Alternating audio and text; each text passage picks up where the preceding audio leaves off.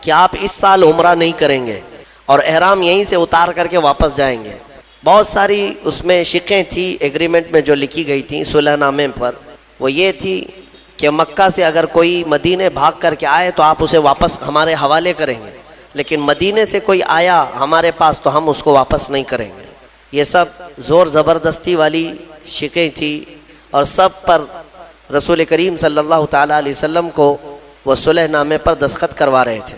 ہو گئی صلح۔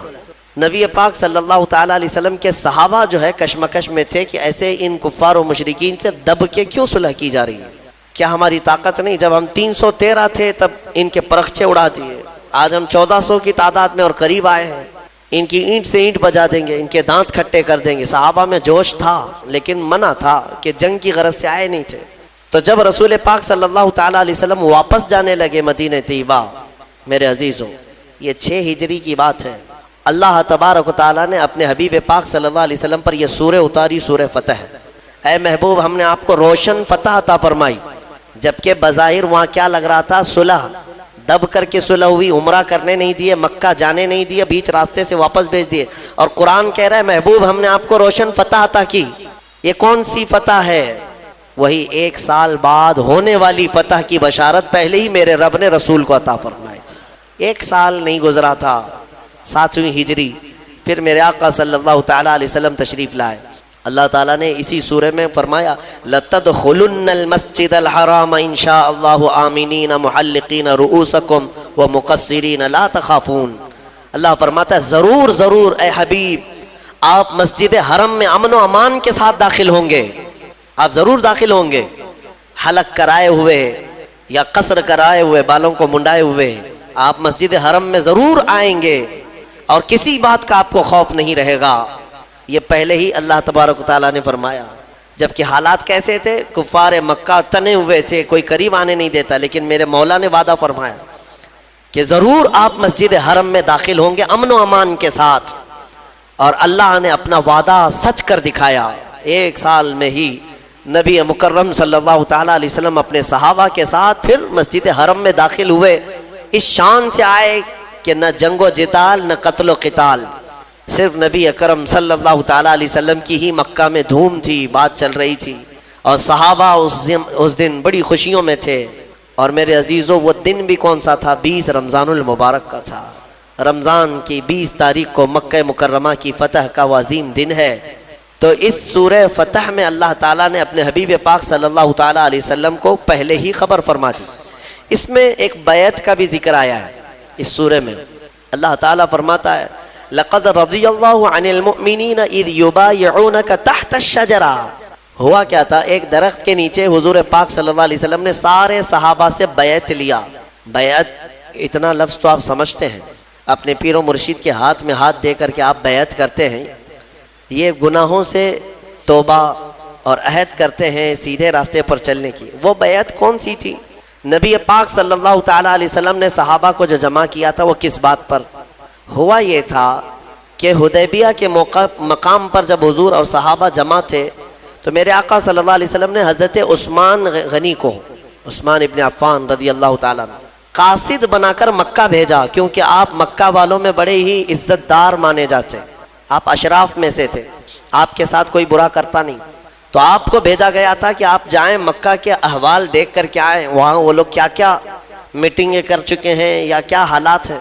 حضرت عثمان غنی بھی احرام کی حالت میں تھے، حضور کے ساتھ آئے ہیں مدینے سے چل کر مکہ تک، حدیبیہ تک۔ حضور کے حکم پر وہ مکہ اکیلے گئے۔ جب مکہ میں داخل ہوئے تو مکہ والوں نے آپ کو نہیں روکا۔ حضرت عثمان کی اپنی ایک عزت تھی، پورے مکہ میں آپ کا ایک اثر و رسوخ بھی تھا، آپ کو کسی نے کچھ نہیں کیا۔ آپ حالات دیکھنے کے لیے مکہ گئے، حرم شریف کے قریب گئے، تو وہاں کے جو بڑے بڑے سردار تھے قریش کے اور جو دشمن تھے، ان سبوں نے کہا عثمان ہم تمہاری بڑی عزت کرتے ہیں پہلے سے بھی، اب تم آئے ہو احرام کی حالت میں تو ہم صرف تمہیں اجازت دیتے ہیں تم اپنا طواف کر لو اور چلے جاؤ، تم کعبے کا طواف کر لو اور چلے جاؤ۔ حضرت عثمان غنی مسجد حرم کے باہر کھڑے رہے، کہا قسم رب ذوالجلال کی موت آئے گی بغیر نبی کے طواف نہیں کروں گا، حضور پاک صلی اللہ تعالیٰ علیہ وسلم کے بغیر میں طواف نہیں کروں۔ وہاں تک احرام کی حالت میں جا کر کے بھی طواف کیے بغیر واپس آئے۔ ابھی ہوا یہ کہ ان کی بحث چل رہی تھی مکہ والوں کے ساتھ، کسی نے یہ افواہ اڑا دی، افواہ اڑائی کہ عثمان ابن عفان کا قتل ہو گیا۔ تو یہاں پر صحابہ کرام میں بھی یہ بات پھیل گئی، کیونکہ قاصد کو، ترجمان کو، ایمبیسیڈر کو مارنا بہت بڑا جرم پہلے بھی تھا، آج بھی ہے۔ قاصد کو نہیں مارا جا سکتا۔ تو حضور پاک صلی اللہ علیہ وسلم کی طرف سے وہ قاصد تھے، اور یہاں صحابہ میں یہ سب افواہ پھیل گئی کہ حضرت عثمان ابن عفان کا قتل ہو گیا، قتل ہو گیا۔ سب جمع ہو گئے، عرض کرنے لگے یا رسول اللہ اب جنگ تو ضروری ہے، قاصد کو انہوں نے مارا ہے۔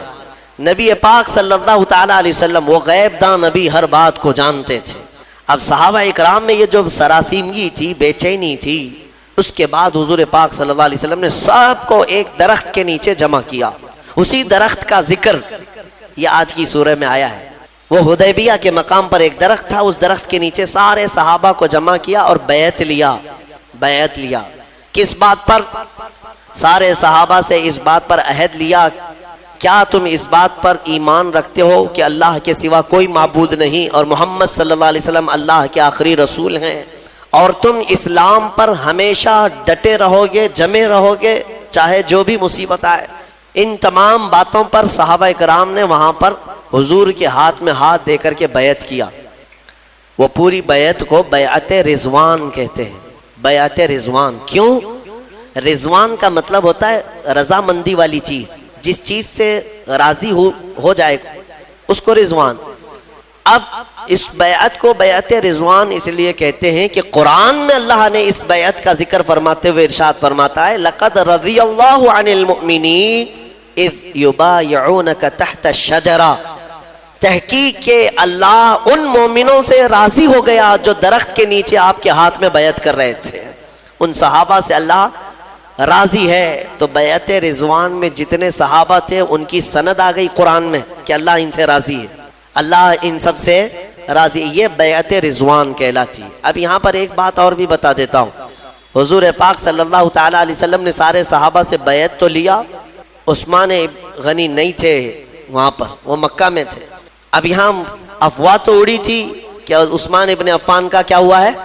قتل ہو گیا ہے، قتل ہو گیا ہے۔ لیکن سارے صحابہ جب بیعت سے فارغ ہوئے تو سنو میرے آقا صلی اللہ علیہ وسلم کیا فرماتے ہیں، ارشاد فرماتے ہیں یہ میرا ہاتھ، اور اپنا بایاں ہاتھ نکال کر فرماتے ہیں یہ عثمان کا ہاتھ، اور عثمان کی طرف سے میں خود اپنے ہاتھ پر بیعت کرتا ہوں۔ اس کا مطلب یہ ہے کہ وہ غیب داں رسول پاک صلی اللہ تعالیٰ علیہ وسلم جانتے تھے کہ عثمان ابن عفان کا قتل نہیں ہوا، وہ عنقریب آنے والے۔ پھر صحابہ نے دیکھا کہ حضرت عثمان غنی صحیح سلامت احرام کی حالت میں واپس آئے۔ پھر اس کے بعد آنے کے بعد پھر انہوں نے حضرت عثمان غنی نے اپنا ہاتھ پھر حضور کے ہاتھ میں دے کر بیعت کیا۔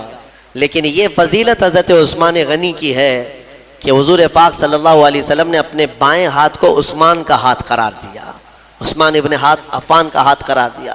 اور حضرت عثمان غنی رضی اللہ تعالیٰ عنہ کے متعلق یہ بات بھی ملتی ہے کہ آپ نے جب رسول کریم صلی اللہ علیہ وسلم کے ہاتھ میں ہاتھ دے کر کے بیعت کیا تو اس کے بعد وہ اپنے ہاتھ کی اتنی حفاظت کرتے تھے کہ پوری زندگی بھر حضرت عثمان غنی نے اس ہاتھ کو کبھی اپنی شرمگاہ کے قریب تک نہیں کیا۔ حالانکہ جائز ہے آدمی کے لیے استنجا، حاجات کے لیے اپنے ہاتھوں کا استعمال کر سکتا ہے نہانے دھونے میں، لیکن حضرت عثمان غنی نے اس ہاتھ کو قریب نہیں کیا، صرف اس لیے کہ یہ ہاتھ میں نے رسول اللہ کے ہاتھ میں دیا ہے۔ یہ ادب صحابہ سے ہی ملے گا تمہیں، یہ ادب جو ہے یہ صحابہ سے ہی ملے گا۔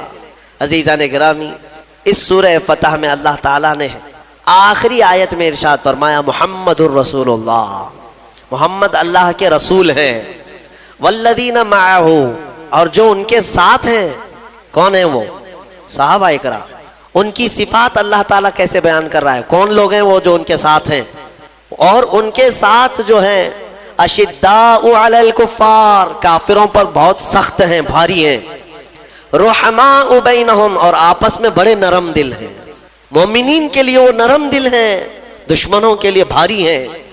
تراہم رکعا سجدا، اللہ فرماتا ہے تم ان کو دیکھو گے ہمیشہ رکوع سجدے میں ملیں گے۔ یبتغون فضلا من اللہ ورضوانا، ہمیشہ اللہ کی رضا ڈھونڈتے رہیں گے۔ یہ صحابہ کی اللہ تعالیٰ صفات بیان کر رہا ہے۔ نبی کے ساتھ جو ہیں، بعض مفسرین نے فرمایا اس آیت میں 4 ٹکڑے ہیں.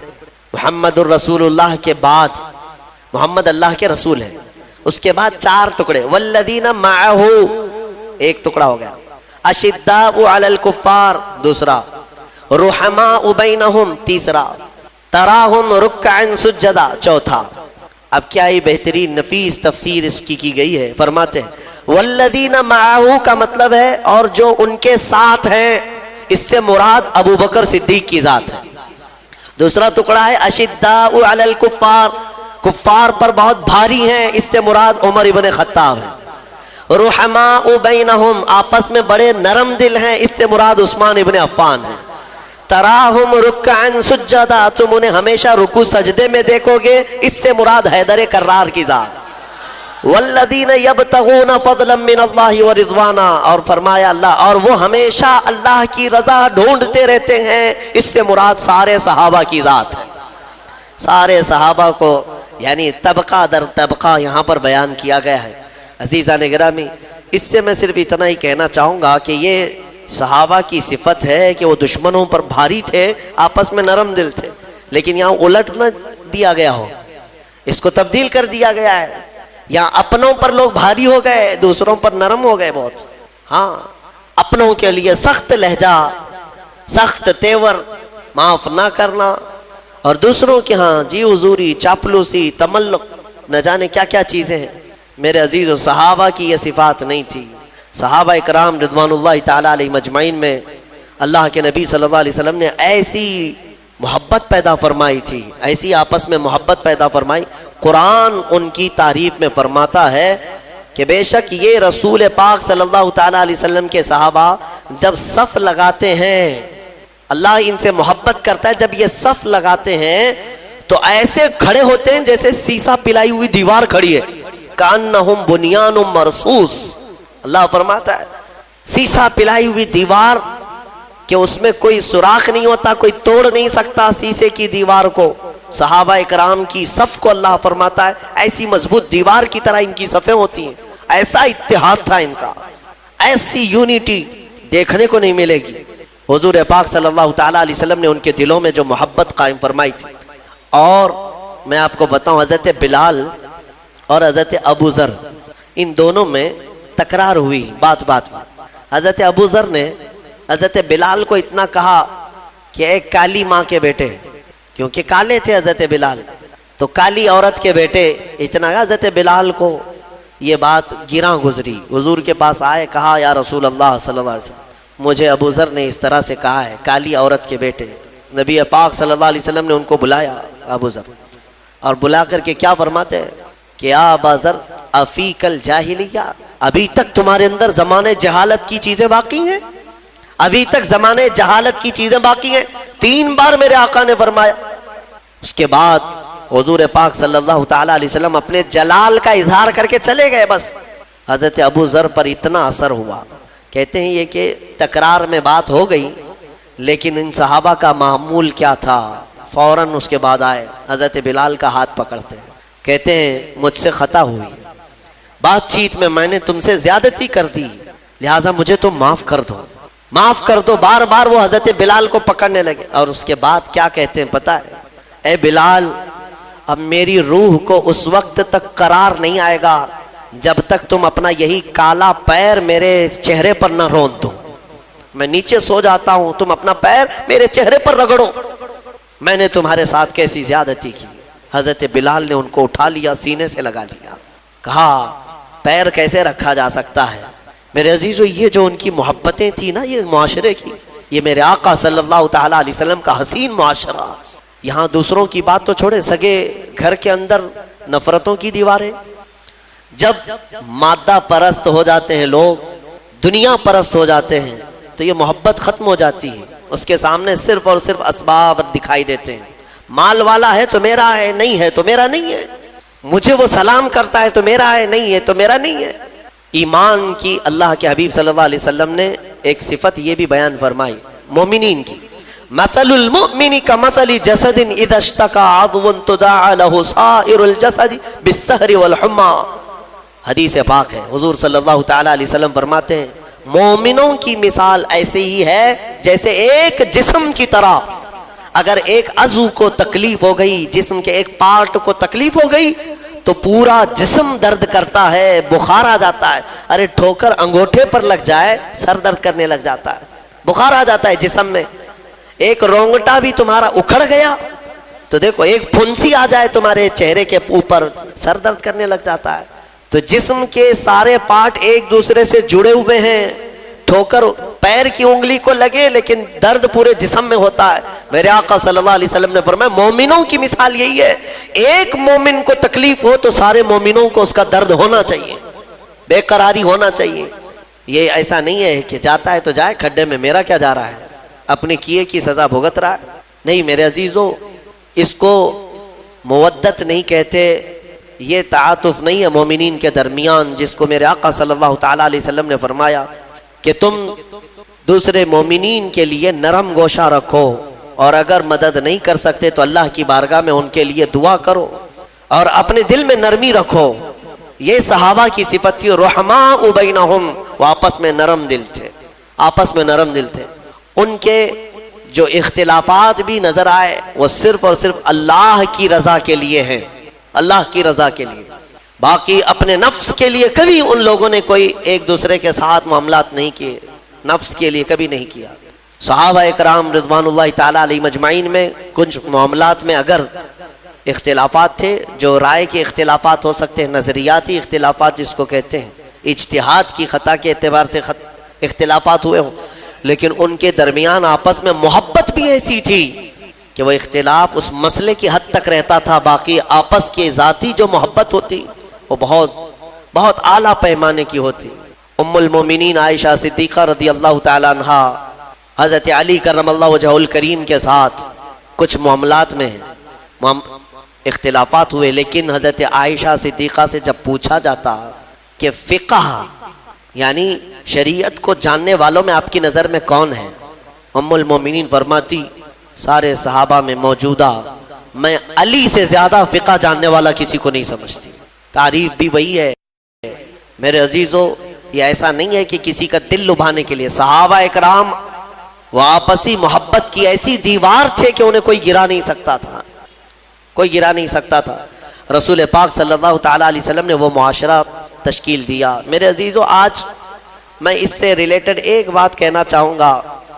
کسی مسئلے سے اختلاف ہو جائے تو اس مسئلے کی حد تک اس کو رکھا جائے، یہ نہیں کہ اس کے باپ دادا پر چڑھائی کی جائے. ہاں تو نے یہ مسئلہ جو غلط کیا ہے، ارے اس کا خاندان ہی ایسا تھا، اس کا باپ ایسا تھا، اس کا بھائی ایسا تھا، اور اس کے اخلاق ایسے ہیں، اس کے کردار، پوری کی پوری اس کے ذاتیات پر حملہ، اس کی ذاتیات پر ایسا حملہ کہ وہ مسئلہ تو دبا رہ گیا، تمہارا دل کا کوڑ باہر آ گیا، حسد نکل آیا. میں ایک مثال دیتا ہوں. حضرت علی مدینی، یہ امام بخاری کے استاد ہیں، شیخ علی مدینی، یہ بہت بڑے محدث ہیں. یہ اس زمانے کے ہیں جب امام احمد بن حنبل رضی اللہ تعالیٰ عنہ کا دور تھا، اور وہ بھی بڑے محدث. امام احمد بن حنبل وہ امام ہیں جن کو 5 لاکھ حدیثیں یاد تھی، اور ایک طرف شیخ علی مدینی جو خود امام بخاری کے استاد ہیں. زبردست دونوں محدثین، لیکن کچھ مسائل میں دونوں میں اختلاف تھا. مسائل میں اختلاف ہر زمانے میں رہا ہے، لیکن کیسی شفافیت کے ساتھ. سنو میں بتاتا ہوں. امام احمد بن حنبل اپنے شاگردوں کو لیے بیٹھے پڑھا رہے تھے، اور درس چل رہا تھا. اسی دوران شیخ علی مدینی اپنے گھوڑے پر سوار ہو کر بہت جلال میں آئے. امام احمد بن حنبل کی درسگاہ کے باہر اپنا گھوڑا وہاں پر رکایا اور اتر گئے. اتر کر کے تیزی سے آئے. ان کے تیور بتا رہے تھے کہ آج لڑائی کی غرض سے آئے، آج تو کچھ بڑا ہی ہونے والا ہے. تو جیسے ہی وہ آئے، دروازہ کھولے، امام احمد بن حنبل کی درسگاہ میں اندر آ گئے سیدھے. ایک مسئلے میں دونوں کا بڑا اختلاف چل رہا تھا. کس کا؟ امام احمد بن حنبل، شیخ علی مدینی. ایک کہتے تھے یہ جائز ہے اور ایک کہتے تھے ناجائز ہے، جو بھی ان کے دلائل رہے ہوں. تو جیسے ہی وہ اندر آئے، امام احمد بن حنبل نے اپنے شاگردوں کو باہر بھیج دیا، تم سب باہر چلے جاؤ، ہماری بحث ہوگی. دروازہ بند ہو گیا اور دونوں میں بحث شروع ہوئی. بحث کے آداب بھی میں بتاؤں. فقہی مسائل جو ہے یہ گلی چوراہے میں نہیں بیان کیے جاتے، جو باریکیاں ہیں اس کی. فقہی مسائل تو بیان کرے، لیکن جو بعض جزئیات ہیں، بہت سارے ایسے دقیق مسائل ہیں جو فقہاء کرام کے درمیان ہوتے ہیں، وہ عوام کیا سمجھے گی؟ امام احمد بن حنبل اور شیخ علی مدینی دونوں بحث کرتے رہے۔ امام احمد کے شاگرد کہتے ہیں ہم باہر سے سن رہے تھے، ہمیں ایسا لگ رہا تھا کہ اب ہاتھا پائی ہو جائے گی ان کی، دونوں لڑ پڑیں گے اندر، ہاتھا پائی ہونے کے قریب قریب لگ رہا تھا۔ پھر آوازیں پست ہوئی، دھیمی ہوئی۔ شاگرد کہتے ہیں تھوڑی دیر ہم باہر انتظار کرتے رہے، پھر جو ہے دروازہ کھلا تو شیخ علی مدینی ابھی بھی غصے میں ہی تھے، دونوں کا مسئلہ حل نہیں ہوا یا جو بھی تھی بات، وہ اٹھ کر کے جانے لگے کہ ٹھیک ہے میں جا رہا ہوں، پھر اگلی بار دیکھ لوں گا۔ شیخ علی مدینی جانے لگے۔ امام احمد بن حنبل اپنے وقت کے امام ہیں، محدث ہیں، ان کے پیچھے پیچھے چل پڑے۔ توجہ چاہتا ہوں، جب شیخ علی مدینی اپنا گھوڑا آگے کرتے ہیں، گھوڑے پر چڑھنے والے تھے، امام احمد بن حنبل ان کے پیروں کے نیچے اپنے دونوں ہاتھ رکھتے ہیں، ان کے پیروں کے نیچے اپنے دونوں ہاتھ رکھتے ہیں۔ شیخ علی مدینی ان کے پیروں پر ہاتھ رکھ کر کے گھوڑے پر چڑھے، سلام کیا، مصافحہ کیا اور چل پڑے۔ شاگرد کہتے ہیں ہم دیکھ رہے تھے یہ اندر ابھی ہاتھا پائی کی نوبت اور اس قدر سخت ان کی بحث، اور باہر دیکھو تو یہ گھوڑے پر چڑھنے کے لیے اپنے ہاتھ دے رہے ہیں ان کے پیر کے نیچے۔ امام احمد بن حنبل سے ان کے شاگردوں نے پوچھا کہ حضور یہ کیا بات ہے، وہ آپ سے ان کی جمتی نہیں ہے، اختلاف ہے، اور آپ ان کی سواری پر چڑھنے کے لیے اپنا ہاتھ دے رہے ہیں؟ امام احمد بن حنبل نے کہا اے میرے بچوں، شاگردوں، اختلاف میرا اور ان کا مسئلے میں ہے، میرے آقا کے غلام ہونے میں کوئی اختلاف نہیں۔ تم جانتے نہیں علی مدینی کو وہ احادیث کا ذخیرہ سینے میں رکھتے ہیں، اگر تمہیں ان کا مقام معلوم ہو جائے تو ان کی مٹی سرما لگانے کے قابل ہے۔ اختلاف ہوگا لیکن ذات سے نہیں، مسائل میں ہوتا ہے، اور مسائل میں اختلاف علماء کا یہ رحمت ہے امت کے لیے، جھگڑے کی ضرورت نہیں ہے۔ اسی لیے میں عوام کو یہ میسج دینا چاہتا ہوں، بڑے بڑے فقہاء کرام کے درمیان اگر اختلافات کسی مسئلے میں آئیں تو تم جو ہے اس میں رائے مت دینا، 30 مارخاں بنے رہتے ہو، تمہیں کون اجازت دیا ہے؟ علماء کو ناپ رہے ہو، یہ چھوٹا ہے وہ بڑا ہے، یہ محقق چھوٹے ہیں وہ محقق بڑے ہیں، تمہیں پیمانہ بھی معلوم نہیں ہے۔ ان مسائل میں ان کو دوش نہ ٹھہرائے اور نہ ہی ان کے خلاف بیان بازیاں کریں۔ یہ امت کے لیے اللہ تعالیٰ نے علماء با عمل صالحین علماء کا اختلاف امت کے لیے اللہ نے رحمت قرار دیا ہے، رحمت ہے۔ بہرحال یہ اس آیت سے میں آپ کو یہی بتانا چاہوں گا، صحابہ کی صفت کو اپناؤ، وہ کفار پر سخت تھے اور آپس میں نرم دل تھے، آپس میں نرم دل ہیں۔ اور ایک حدیث میں بتا کر کے ختم کرتا ہوں اس آیت کی تفسیر کو۔ اللہ کے نبی صلی اللہ علیہ وسلم فرماتے ہیں قیامت کے دن اللہ تعالیٰ کچھ ایسے لوگ ہوں گے جب چلچلاتی ہوئی دھوپ پریشان کر رہی ہوگی، سورج کی تمازت، گرمی، وہاں کسی کو سایہ نہیں ہوگا، لیکن کچھ لوگ ایسے ہوں گے جن کو اللہ اپنے عرش کا سایہ عطا کرے گا۔ عرش کا سایہ کچھ لوگوں کو ملے گا۔ وہ کون لوگ ہیں؟ 7 قسم کے لوگ میرے آقا نے گنائے، اس میں جو ابھی حاضر موضوع ہے وہ میں عرض کرتا ہوں۔ میرے آقا فرماتے ہیں وہ شخص جو صرف اللہ کے لیے کسی سے محبت کرتا ہے اور اللہ کے لیے کسی سے دشمنی کرتا ہے، اس کی دوستی اور دشمنی صرف اللہ کے لیے ہے، تو میرے آقا فرماتے ہیں کل قیامت کے دن اللہ اس کو عرش کا سایہ عطا فرمائے۔ تم یاد رکھنا، کسی سے اگر تمہاری دشمنی ہوئی ہے تو کس بات پر؟ وجہ ڈھونڈ لینا، میرا اس سے ٹکراؤ ہوا ہے، میری دشمنی ہوئی ہے، وجہ کیا ہے؟ جائیداد ہے، مار پیٹ ہے، مجھے گالی دیا ہے، کس بنیاد پر؟ ریزن تلاش کر لینا، اس کے بعد پتہ چل جائے گا کہ تمہاری دشمنی کس بیس پر ہے۔ ہاں اگر کسی سے تمہاری دشمنی اللہ اور اس کے رسول کے لیے ہے تو ٹھیک ہے، اس پر تمہیں اجر ہے، بلکہ وعدہ ہے قیامت کے دن۔ اور محبت بھی دیکھ لینا، کسی سے تم محبت کر رہے ہو تو کیوں کر رہے ہو؟ کسی سے تم قریب ہوتے جا رہے ہو، اس کی محبت میں فدا ہو تو کیوں ہو؟ یہ توجہ کرنا، ریزن تلاش کرنا، اس سے محبت اس کی خوبصورتی سے کر رہا ہوں، یا اس کے پیسوں کی وجہ سے، یا بڑے منصب والا ہے، یا پھر جو ہے کلاکار ہے، کس وجہ سے اس سے میں محبت کر رہا ہوں؟ ریزن تم بھی ڈھونڈ لینا۔ ہاں اگر یہ لگے کہ اس سے محبت میں اس لیے کر رہا ہوں کہ اس کے پاس آنے سے مجھے اللہ کے قریب ہونے کا جذبہ پیدا ہوتا ہے، اور اللہ کی وجہ سے میں اس سے محبت کر رہا ہوں، میرے نبی کی وجہ سے محبت کر رہا ہوں، تو تمہارے لیے اجر ہے، فضیلت ہے۔ اللہ تبارک و تعالیٰ اس صفت پر ہمیں قائم ہونے کی توفیق عطا فرمائے۔ اور سورہ حجرات کی بات میں عرض کر دیتا ہوں، کیونکہ اسے چھوڑنا ہماری آج کی تفسیر بالکل نامکمل ہے۔ اللہ تعالیٰ فرماتا ہے سورہ حجرات کی شروع کی ہی آیتیں بارگاہ مصطفیٰ کے ادب کے لیے آئی۔ یا ایھا الذین آمنوا لا تقدموا بین یدی اللہ ورسولہ، اے ایمان والو اللہ اور اس کے رسول سے آگے مت بڑھنا، آگے مت بڑھو، اللہ سے ڈرتے رہو۔ دوسری آیت ہے یا ایھا الذین آمنوا لا ترفعوا اصواتکم فوق صوت النبی، اے ایمان والو نبی کی آواز پر اپنی آوازیں بلند مت کرو۔ حضور کے دربار میں بلند آواز سے اگر بات کرو گے تو کیا ہوگا بتاؤ؟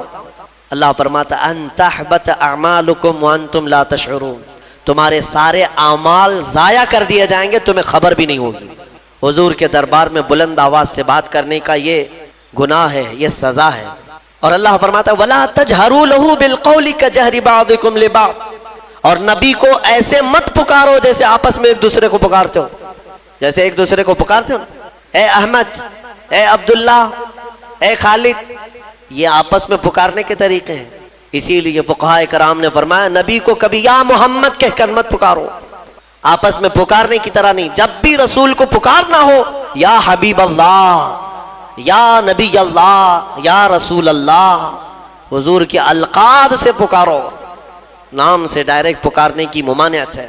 اعلیٰ حضرت رضی اللہ تعالیٰ عنہ نے فرمایا میرے عزیزو یہ بارگاہ رسول کے آداب، یہ آیت کب اتری میں آپ کو بتا دیتا ہوں۔ ایک صحابی تھے حضرت قیس، کم سنتے تھے، کانوں سے اونچا سننا جس کو کہتے ہیں، کم سنائی دیتا تھا، اور جس کو کم سننے کی عادت ہوتی ہے وہ اونچا بولتا ہے، یعنی بہت زور سے بولتا ہے، اس کو پتہ نہیں ہوتا کہ آواز کتنی نکل رہی۔ کانوں میں ایئر فون لگائے ہوئے آدمی کو دیکھو کیسے بات کرتا ہے، اس کو ایسا لگتا ہے کہ میری بات سب سن نہیں رہے ہیں، اس لیے چلاتا رہتا ہے۔ تو جس کے کانوں میں عذر ہو وہ زور سے بولتا ہے۔ تو حضرت قیس یہ صحابی مجلس میں بیٹھتے ہیں جب صحابہ کے ساتھ، حضور پاک صلی اللہ علیہ وسلم سے کوئی بات ان کو پوچھنا ہوتی تو زور سے پوچھتے، کیا کہا یا رسول اللہ آپ نے؟ حالانکہ وہ ان کا عذر تھا، عذر تھا، مگر رب ذوالجلال کو یہ ادا بھی پسند نہیں آئی۔ عذر ہو تب بھی اللہ نے آیت نازل فرمائی میرے نبی کے دربار میں آؤ تو بلند آواز سے بات مت کرو ورنہ تمہارے اعمال ضائع ہو جائیں گے۔ اس صحابی کو جب خبر ہوئی کہ یہ آیت ان کے ہی لیے اتری، بہت روئے، بہت روئے، اپنے گھر میں مقید ہو گئے، مجلس میں آنا ہی چھوڑ دیے کہ میں جاؤں گا بے ادبی ہو جائے گی حضور پاک کے دربار کی، میرے سارے اعمال ضائع ہو گئے، سارے اعمال۔ پھر دوسری آیت نازل ہوئی، اللہ نے فرمایا ان الذین یغضون اصواتهم عند رسول اللہ، بے شک وہ لوگ جو اللہ کے رسول کے سامنے اپنی آوازیں پست کر لیتے ہیں، یعنی دھیمی کر لیتے ہیں۔ اللہ فرماتا ہے یہ وہ لوگ ہیں جن کے دلوں کو اللہ نے تقوی کے لیے چن لیا ہے۔ لہم مغفرۃ واجر عظیم، اللہ کی ان کے لیے مغفرت ہے اور اجر عظیم ہے، ان کی معافی کا پروانہ بھی آ گیا، ان کی توبہ کی قبولیت کی بشارت بھی آ گئی۔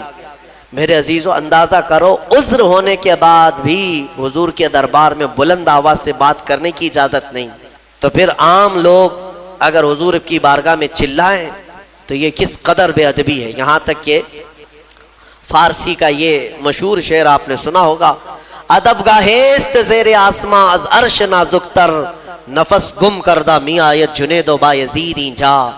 لوگوں آسمان کے نیچے زمین پر ایک ادب کی ایسی جگہ ہے جہاں پر جنید بغدادی اور بایزید بسطامی جیسے اولیاء بھی آتے ہیں تو اپنی سانسوں کو بھی روک لیتے ہیں، سانسوں کو روک لیتے ہیں حضور کے روضے کے بعد کہ نکلنے والی سانسوں کی آواز سے میرے آقا کے روضے کی بے ادبی نہ ہونے پائے۔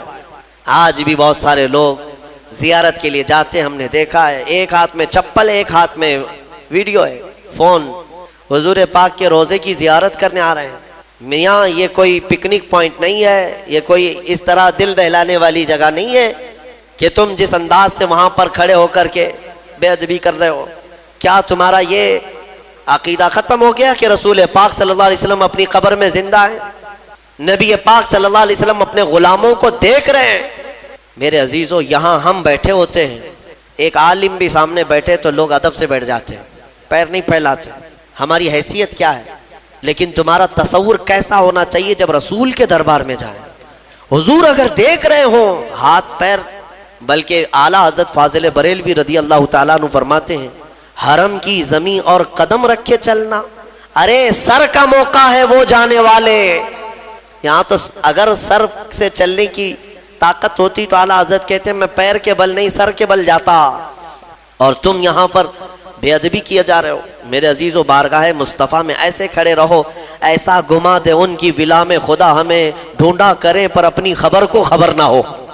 یہ کیفیت ہو جانا چاہیے جب بارگاہ مصطفیٰ میں جائیں.